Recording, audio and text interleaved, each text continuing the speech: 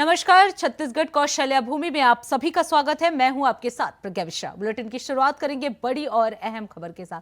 तो सबसे पहले बात कर लेते हैं, खबर रायपुर से है, जहां मुख्यमंत्री विष्णुदेव साय ने अपने परिवार के साथ प्रधानमंत्री नरेंद्र मोदी से मुलाकात की। इस मुलाकात को लेकर मुख्यमंत्री ने सोशल मीडिया पर एक पोस्ट शेयर किया, जिसमें उन्होंने लिखा, सत्पुरुष ससंगर्गो हित कृतार्थयति जीवनम। यानी मुख्यमंत्री ने इसे लेकर बताया कि ये मुलाकात जीवन भर याद रखने योग्य एक प्रेरक अनुभव रही। मोदी जी ने अपने व्यस्त कार्यक्रम के बावजूद बड़े आत्मीयता से मुख्यमंत्री और उनके परिवार के सभी सदस्य से मुलाकात की, बच्चों से सहजता से बात की और आशीर्वाद भी दिया। आपको बता दें, मुख्यमंत्री ने बताया कि प्रधानमंत्री के छत्तीसगढ़ प्रवास के दौरान 3 पीढ़ियों को एक साथ उनके सानिध्य में बैठने का अवसर मिला, जो उनके लिए भावुक कर देने वाला क्षण था। उन्होंने इस गरिमामय और आत्मीय भेंट के लिए प्रधानमंत्री नरेंद्र मोदी का हार्दिक आभार व्यक्त किया।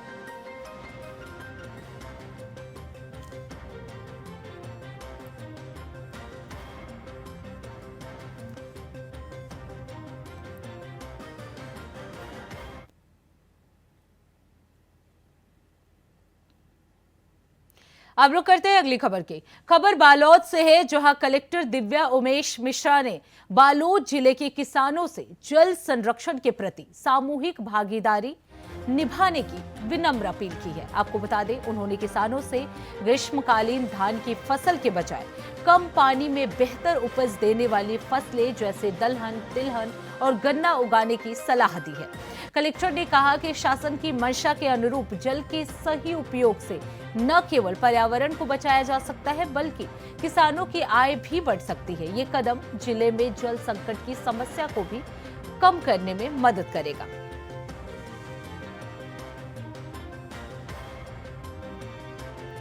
तो आपको बता दें, डीएम ने किसानों से जल संरक्षण करने की अपील की है। धान की जगह तिलहन और दलहन की खेती करने के लिए उन्हें प्रेरित किया है। उन्होंने कहा है, जल संकट को रोकना सभी की जिम्मेदारी है। दलहन और तिलहन उगाने का उन्होंने इस दौरान सुझाव भी दिया। तो किसानों से जल संरक्षण की अपील जो है डीएम द्वारा किया गया है। उन्होंने कहा कि जल संकट जो है पूरे राज्य में बढ़ता जा रहा है और इसे कम करना सभी लोगों की प्रेरणा है। जिले के सभी किसान भाइयों को मेरा सादर नमस्कार। हमारा जिला एक कृषि प्रधान जिला है। 80% जनसंख्या कृषि पर निर्भर करती है। खरीफ और रबी दोनों में धान की फसल ही ज्यादातर ली जाती है।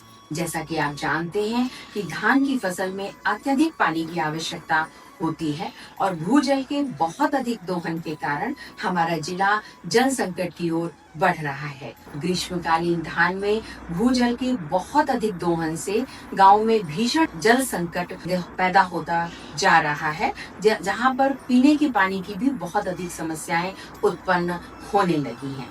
ग्रीष्मकालीन धान न केवल भूजल के स्तर को कम करता है, बल्कि बिजली की खपत भी बहुत अधिक होती है, पर्यावरण संतुलन बिगड़ता है और साथ ही भूमि की उर्वरा शक्ति भी कम होती है।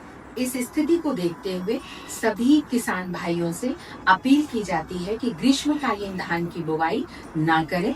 शासन की मंशा के अनुरूप धान के स्थान पर मूंग, उड़द, चना, मक्का, सूरजमुखी, गन्ना, सब्जियां जैसी फसलें लें, जो न केवल कम पानी में होती हैं, बल्कि आर्थिक दृष्टि से भी बहुत लाभकारी हैं।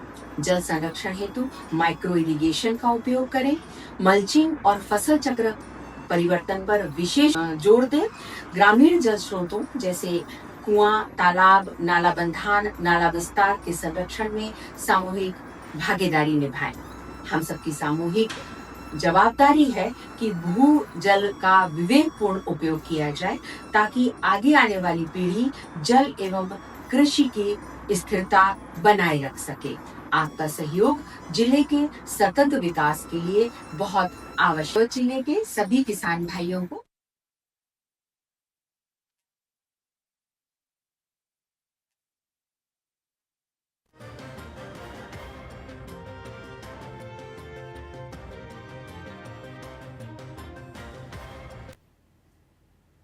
अब रुक कर लेते हैं अगली खबर की। जांजगीर चांपा जिले के शिवनारायण तहसील के ग्राम सलखन में शासकीय जमीन पर अवैध कब्जे का मामला लगातार गंभीर होता जा रहा है।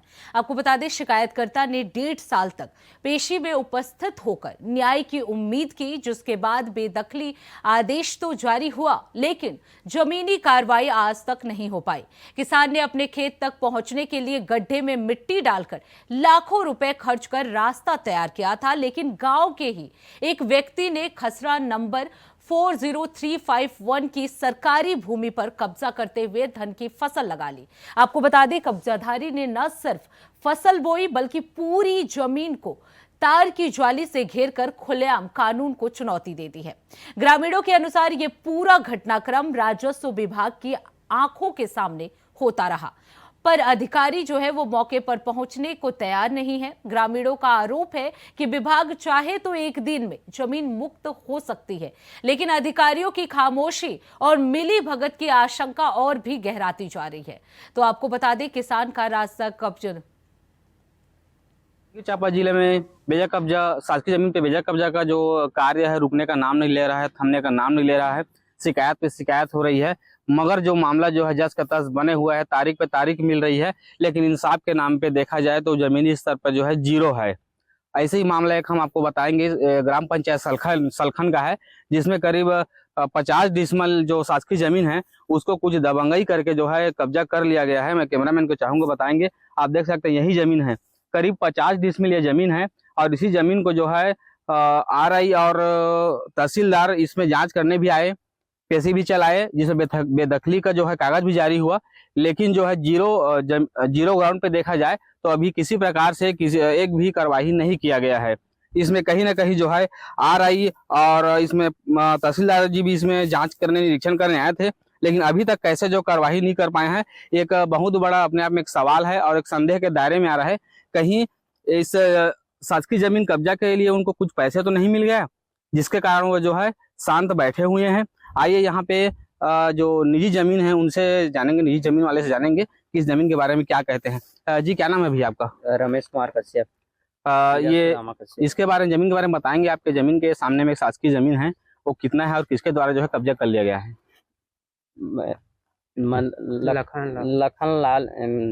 लखन लाल पिता छवि लाल। इस जमीन का पेशी चला था, कितने दिन तक चला शासकीय जमीन का? करीबन शिवनारायण में 1.5 साल चला है, अभी ATM में चल रहा है। तो इसमें बेदखली का कागज जारी हो गया है? बेदखली का आदेश जारी हो गया है, लेकिन कार्रवाई नहीं हुआ है 7 महीने, और कार्रवाई नहीं होने पर भी, होने के बाद वो अनावेदक जो है फसल लगा दिया है और एक ट्रैक्टर ईंट डाल दिया है। जी देखिए, ये एक बेदखली का एक कागज है, आप देख सकते हैं, ये बेदखली का कागज है, और बेदखली का जो है कागजात जारी होने के बाद भी अभी तक जो है किसी प्रकार से कार्रवाई नहीं हो पाई है, जबकि कलेक्टर का सख्त आदेश है कि शासकीय भूमि पे जितने भी किसी ने भी कब्जा किया है उस कब्जा को हटाइए और उसमें हरा भरा पेड़ लगाइए, एक पेड़ माँ के नाम लगाइए, और जो है वातावरण को भी साफ सुथरा बनाइए। लेकिन कलेक्टर के आदेश को भी जो नीचे जो कर्मचारी लोग हैं ठेंगा दिखाते हुए नजर आ रहे हैं। जांजगीर चांपा से साधन साहू की रिपोर्ट। जांजगीर चांपा जिले में अब रुक कर लेते हैं अगली खबर की। दंतेवाड़ा में माओवादियों के लिए एक महत्वपूर्ण संदेश आया है, जब 37 इनामी नक्सलियों ने छत्तीसगढ़ पुलिस के पुनर्वास पुनर्जीवन अभियान के तहत आत्मसमर्पण किया। आपको बता दें, इनमें से 8 लाख रुपए का इनामी कुम्मा उर्फ अनीता मंडावी और 65 लाख रुपए के 27 इनामी सदस्य शामिल हैं। ये माओवादी अब हिंसा का मार्ग छोड़कर समाज की मुख्य धारा में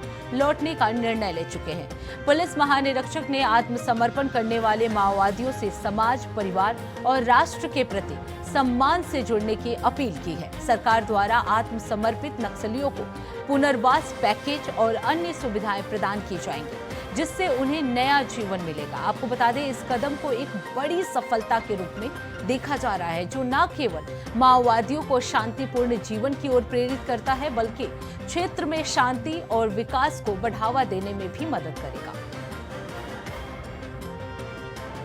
37 माओवादी 65 लाख के, उन्होंने हथियार छोड़कर मुख्य धारा में जुड़ने का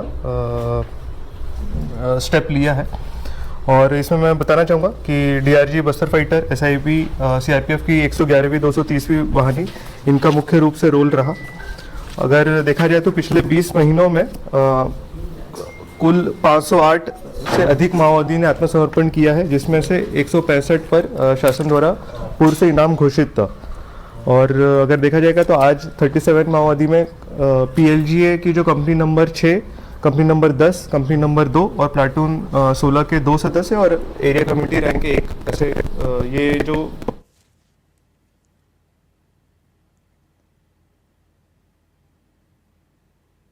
अब रुक करते हैं अगली खबर की। खबर बलौदाबाजार से है, जहां जिले के कसडोल विकास खंड में एक निजी अस्पताल संस्कार हॉस्पिटल पर स्वास्थ्य विभाग और प्रशासन ने बड़ी कार्रवाई की है। आपको बता दें, ये अस्पताल ग्राम कटकी में चल रहा था, जहां हाल ही में एक महिला की मौत हो गई थी। शिकायत मिलने पर जब प्रशासन की टीम ने जांच की तो अस्पताल की हालत देखकर सभी हैरान रह गए। अस्पताल में ना तो कोई विशेषज्ञ डॉक्टर था, ना नर्सिंग एक्ट का पालन किया जा रहा था और ना ही आवश्यक चिकित्सीय सुविधाएं उपलब्ध थी। यहाँ तक कि एनेस्थीसिया और स्त्री रोग विशेषज्ञ का भी कोई प्रबंध नहीं था। अस्पताल में बायोवेस्ट का प्रबंधन भी अव्यवस्थित था, जिससे संक्रमण का खतरा था। इन गंभीर अनियमितताओं को देखते हुए प्रशासन ने तत्काल प्रभाव से अस्पताल को सील कर दिया है और उसकी गतिविधियों पर भी रोक लगा दी है।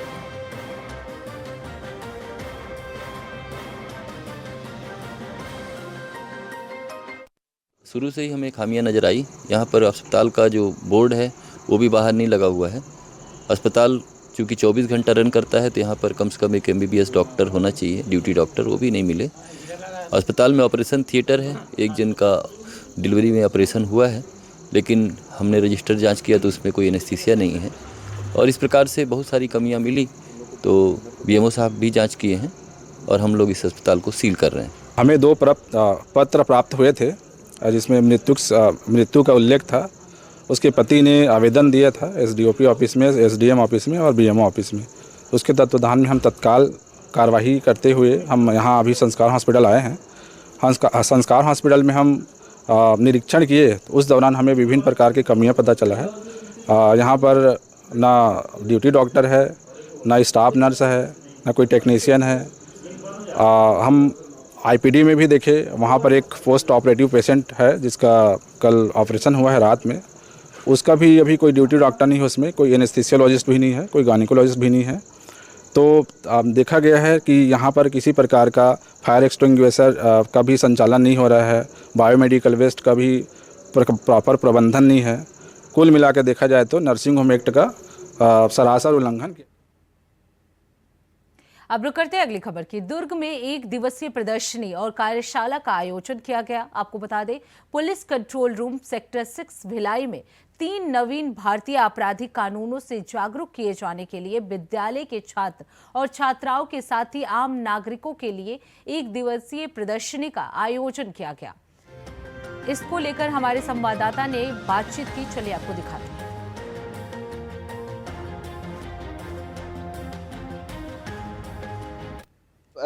बच्चे देश का भविष्य होते हैं और भविष्य की संवारने की जवाबदारी ना ही पेरेंट्स के साथ साथ पूरे समाज की होती है।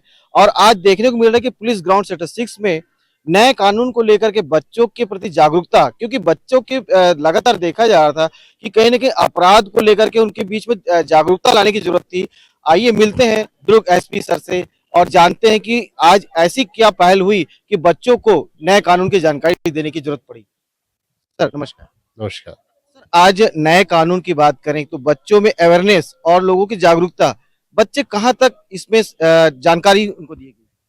देखिए, नए कानून के जो प्रावधान है खासतौर से महिलाओं और बच्चों की सुरक्षा के बारे में वो जानना जरूरी है और साथ ही जो उनके ड्यूटीज है उसके विषय में भी उनको बताना जरूरी है। जब तक हम लोग अपने कर्तव्य के साथ साथ अधिकार की जानकारी नहीं रखेंगे तब तक एक सजग नागरिक नहीं बन सकते। और इसी उद्देश्य से प्रदर्शनी आयोजित की गई है। जो प्रमुख प्रावधान है उसको हाईलाइट किया गया है, उनके विषय में जानकारी दी जा रही है और उम्मीद है कि बच्चे प्रदर्शनी में देखने के बाद कुछ न कुछ सीख के जाएंगे। सर, आए दिन देखने को मिला है कि जो युवा वर्ग होते हैं वो अक्सर उनमें क्राइम की दर लगातार बढ़ते जा रही है, तो क्या ऐसी कारण होती है? क्या प्रदर्शनी उसी को परिप्रेक्ष्य में देखा जा सकता है? देखिए, आबादी बढ़ने के साथ साथ क्राइम बढ़ रहा है, लेकिन अगर आप प्रपोर्शन में देखें तो आबादी के परसेंटेज में क्राइम की दर अभी पहले से कम हो रही है।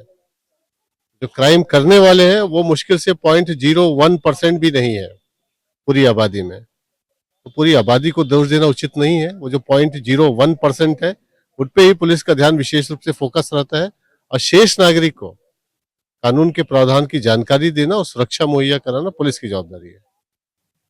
जैसे कि आपने सुना कि आने वाले समय में देश के भविष्य हैं और इनको कानून की जानकारी, क्योंकि अनजाने में जो नाबालिग होते हैं अक्सर वो कुछ न ऐसी कर जाते हैं जिसकी वजह से वो अपराध की श्रेणी में आ जाते हैं, जिसको लेकर के आज दुर्ग पुलिस की बहुत सराहनीय एक कार्यक्रम किया गया जिसमें बीएनएस की धाराओं को लेकर के विभिन्न स्कूलों के छात्र छात्राओं को इसकी जानकारी दी गई। मैं श्रीकांत दास, इंडिया वॉइस के लिए छत्तीसगढ़ दुर्ग। अब रुक करते हैं अगली खबर की। छत्तीसगढ़ में जमीन की नई कलेक्टर गाइडलाइन को लेकर राजनीतिक माहौल गर्मा गया है। आपको बता दें, शनिवार को जगदलपुर स्थित राजीव भवन में प्रदेश कांग्रेस अध्यक्ष दीपक बैज ने बीजेपी सरकार पर तीखा हमला बोलते हुए इस फैसले को तुगलकी फरमान करार दिया है और तुरंत वापस लेने की मांग की। बैज ने आरोप लगाया कि बीजेपी सरकार ने गरीबों को लूटने के लिए जमीन की दरें 4 गुना बढ़ा दी है और पिछली कांग्रेस सरकार द्वारा दी गई 30% छूट को समाप्त कर दिया है। उन्होंने इसे काली कमाई को सफेद करने का षड्यंत्र भी बताया। आरोप लगाते हुए उन्होंने कहा कि बीजेपी नेताओं ने रायपुर और नवा रायपुर में सैकड़ों एकड़ जमीन खरीदी और अब बढ़ी हुई दरों के जरिए जनता की गाढ़ी कमाई लूटने की कोशिश की जा रही है। कांग्रेस ने इसके विरोध में पुतला दहन किया और चेतावनी दी कि 4 दिसंबर के बाद बड़ा आंदोलन शुरू किया जाएगा।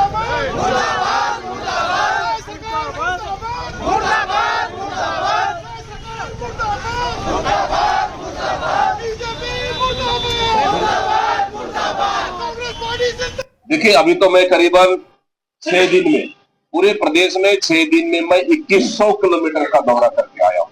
पूरे प्रदेश की सड़कों की बदहाली हमने देखा। एक तो सरकार नई सड़क बना नहीं रही है, जो कांग्रेस के कार्यकाल में बनी उस सड़कों की मरम्मत करने के लिए इनके पास पैसा नहीं है।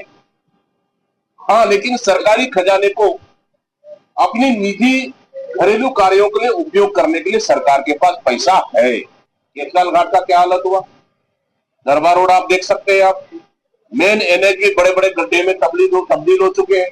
मतलब जिला मुख्यालय से कनेक्टेड सभी बड़ी सड़कें पूरी तरह हो चुकी है। सरकार के पास पैसा है नहीं और जिस तरह से सरपंचों ने और पूरे जिला स्तर के सरपंच, बस्तर जिले के सरपंचों ने मिलकर ज्ञापन दिया है कि हमारे ग्राम पंचायतों में बिल्कुल एक भी काम नहीं।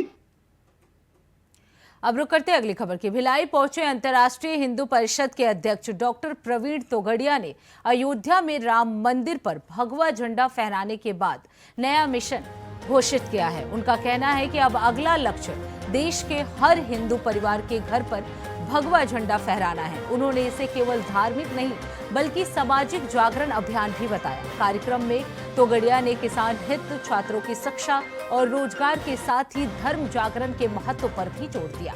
राष्ट्रीय किसान परिषद और राष्ट्रीय छात्र परिषद को मजबूत करने का भी इस दौरान ऐलान किया गया। आपको बता दें, प्रवीण तोगड़िया ने मतदाता सूची और सुरक्षा से जुड़े मुद्दों पर भी सख्त रुख अपनाया। उनका कहना था कि सूची से एक भी बांग्लादेशी नाम नहीं होना चाहिए, लेकिन वैध भारतीय नागरिक को वोट से वंचित नहीं किया जाना चाहिए। इसके साथ ही आतंकवादी हमलों और कट्टरपंथी गतिविधियों पर भी उन्होंने चिंता जताते हुए कहा कि देश के कई हिस्सों में खतरा जो है वो बढ़ रहा है। जैसे राम मंदिर के दौरान लाखों गांव में रथ यात्रा लेकर गए थे, 4 लाख गांव में राम शिला पूजन करवाया था, 30 करोड़ लोगों ने पूजन किया था, 8 करोड़ से सवा रुपया मांगा। इस बार मैं न पैसे मांगने वाला हूं न लड़ने की बात करूंगा। मैं देश के लाखों गांव में मंगल या शनि शाम को हनुमान चालीसा चलाओ, शहर के कोने कोने में चलाओ और एक हनुमान चालीसा 100, 200, 300 परिवार को ओम श्री परिवार के आधार पर मदद करके जोड़ेंगे। ऐसे 3 करोड़ परिवारों को जोड़ने का अभियान मैंने शुरू किया है। यहाँ भी मेरे 100 से ज्यादा हनुमान चालीसा ऑलरेडी भिलाई में शुरू हो गए। किसी भी कीमत पर एक भी हिंदू का न धर्मांतर होना चाहिए, यहाँ के मुख्यमंत्री ने भी कहा है। और गौहत्या बंदी का कानून है तो प्रशासन कड़ाई करके गौहत्या रोके। मेरा विश्वास है रोकेंगे और फिर भी नहीं रोकेंगे तो हम जनता की आवाज उठाएंगे। लोकतंत्र में विरोध सबको करने का अधिकार है, पर एसआईआर के साथ दो बातें होती है। एक भी बांग्लादेशी मतदाता सूची में नहीं रहता है और भारत का वैध नागरिक मतदाता सूची से बाहर नहीं रहता है, तो मैं कहूंगा कि एसआईआर सफल है। चुनाव आयोग से अपेक्षा करता हूं कि भारत के लीगल सिटीजन एक भी वोटर लिस्ट से दूर न रहे और बांग्लादेशी मुसलमान वोटर लिस्ट का हिस्सा न बने, सुनिश्चित करो। आपकी जय जयकार हो जाए। अब रुक करते हैं अगली खबर की। खबर भिलाई से है, जहां महिला क्रिकेट का स्तर लगातार ऊंचा होता जा रहा है। आपको बता दें, स्थानीय महिला क्रिकेट टीम ने आगामी राज्य स्तरीय महिला क्रिकेट चैंपियनशिप के अपनी तैयारी शुरू कर दी है। भिलाई के सेक्टर 7 स्टेडियम में चल रहे अभ्यास सत्रों में खिलाड़ियों का जोश और टीम की एकजुटता देखने को मिली, जो महिला सशक्तिकरण की दिशा में एक सकारात्मक कदम साबित हो रहा है। वहीं पूर्व क्रिकेटर और कोच पोखरन टंडन ने बताया कि हमारी टीम में 15 खिलाड़ी हैं, जिनमें से अधिकांश स्थानीय स्तर पर प्रशिक्षित हैं। हम 2 सत्रों में अभ्यास कर रहे हैं, जिसमें फिटनेस, बैटिंग, बॉलिंग, फील्डिंग पर खास ध्यान दिया जा रहा है। राज्य चैंपियनशिप जनवरी 2026 में रायपुर में आयोजित होगी और टीम का लक्ष्य इस बार फाइनल तक पहुंचने का है। कोच टंडन ने यह भी बताया कि हाल ही में संपन्न जिला स्तरीय टूर्नामेंट में भी टीम सेमीफाइनल तक पहुंची, जो टीम के आत्मविश्वास को बढ़ाने वाला रहा।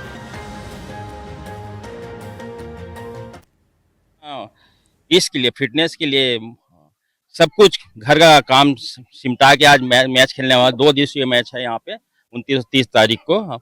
और महिलाएं देखो कितनी जागरूक है यहाँ पे, और अपनी टीम लेके। नारी शक्ति है, ये शक्तियां देश की शक्ति है। इस शक्तियां ही आज मैदान पे भी दिख रही हैं और ऐसी शक्तियों को हम सम्मान करते हैं। इसकी हेड, इस टूर्नामेंट का हेड है रानू प्रधान मैडम जी, और जो ऑर्गेनाइज कर रही है। बहुत अपना टाइम निकाल के इस टूर्नामेंट को सफल बनाने की कोशिश है। आप सब मीडिया वाले से मैं निवेदन करता हूं कि ज़्यादा से ज़्यादा इसको प्रसारित करें, ताकि ये महिलाएं भी और अच्छे से खेलें और देश में नाम रोशन करें। आज देखो हमारी इंडिया महिला क्रिकेट टीम वर्ल्ड कप जीत के आई है। ऐसे इनमें जोश, जुनून, जज्बा है। ऐसी महिलाओं को हम सम्मान करते हैं और हम बहुत बहुत धन्यवाद देते हैं कि रानू प्रधान मैडम इस आयोजन करके, वो कहना चाहिए इंडिया टीम, भारतीय महिला क्रिकेट टीम को वो सम्मान देना चाहती है। यहाँ पर महिलाओं का क्रिकेट का यही उद्देश्य है कि नारी शक्ति के बारे में हमको बताना है कि नारियां भी मैदान में उतर सकती है। और आजकल हर क्षेत्र में नारी आगे बढ़ी हुई है, चाहे वह वर्ल्ड कप क्यों ना हो, नारी हर क्षेत्र में आगे बढ़ी हुई है और यहाँ पर वह अपना हुनर दिखाने के लिए यहाँ पर उपस्थित है। गृहिणियों को समय निकालने में बहुत दिक्कत होती है, वो अपने लिए समय नहीं निकाल पाती है, पर यहाँ पर आने के लिए वो समय को निकाल करके आई है, क्योंकि वो एक अलार्म घड़ी है। अगर वो न उठे तो घर के कोई भी लोग न उठे।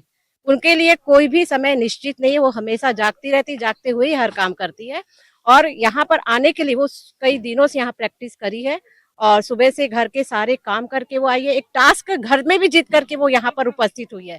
टास्क यही कि घर का नाश्ता बना कर आना, खाना बना कर आना, अपने सास ससुर को दवाई दे करके, अपने पति को जॉब में छोड़ करके और बच्चों को स्कूल, ये सारे चीज के पूरे इंतजाम करके ही महिला यहाँ पर उपस्थित हुई है। तो इसी के साथ छत्तीसगढ़ कौशल्या भूमि में बस इतना ही। देश दुनिया की तमाम बड़ी खबरों के लिए देखते रहिए इंडिया वॉइस। तब तक के लिए नमस्कार।